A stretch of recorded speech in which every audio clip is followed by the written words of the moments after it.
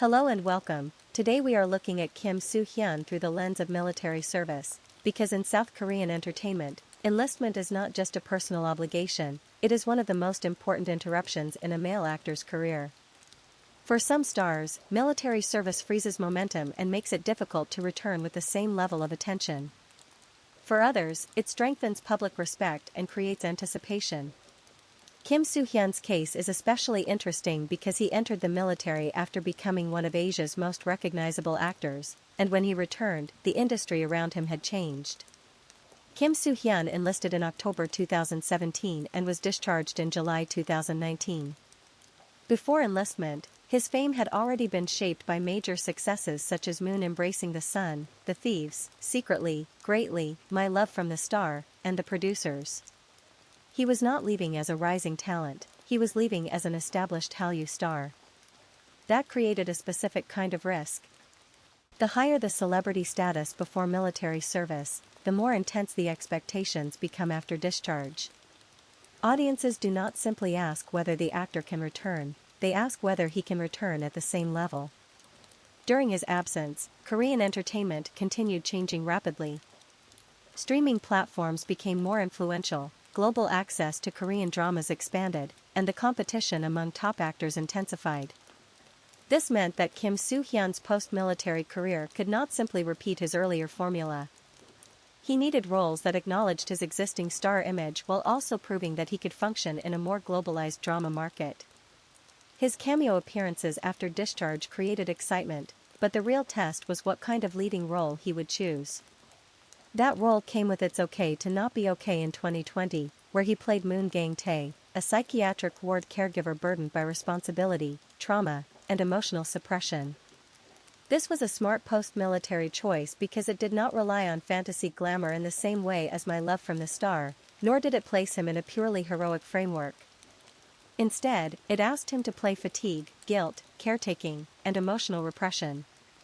The drama became widely discussed internationally, especially through Netflix, and helped introduce him to viewers who may not have followed his earlier career in real time. Moon Gang-tae was important because the character reversed some expectations around Kim Soo Hyun's star image. Instead of playing a powerful king, an immortal alien, or a celebrity-adjacent figure, he played a man whose life was defined by duty rather than status. The performance was quiet, and much of its force came from what the character refused to say. This matched Kim Soo Hyun's established strength, but in a more grounded register. He was still emotionally controlled, but the source of that control was no longer supernatural distance or royal discipline, it was ordinary human exhaustion. After that, one ordinary day pushed him into even darker territory. The crime drama presented him as an ordinary student trapped inside a brutal legal and prison system after becoming involved in a murder case.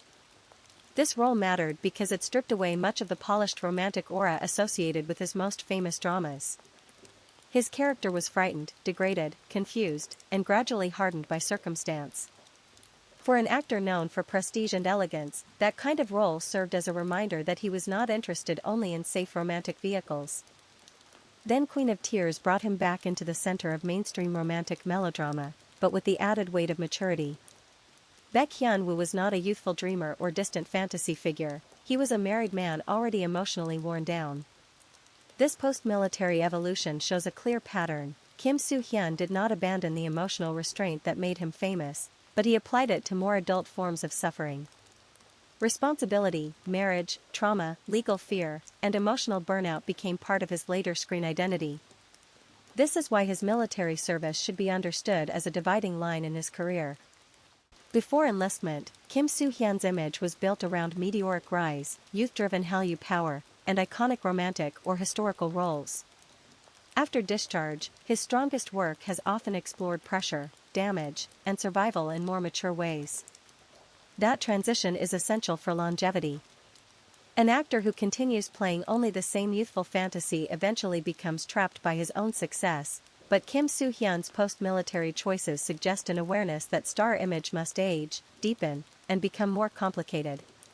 So when we discuss Kim Soo Hyun's return from military service, we are really discussing how a top actor protects relevance after interruption.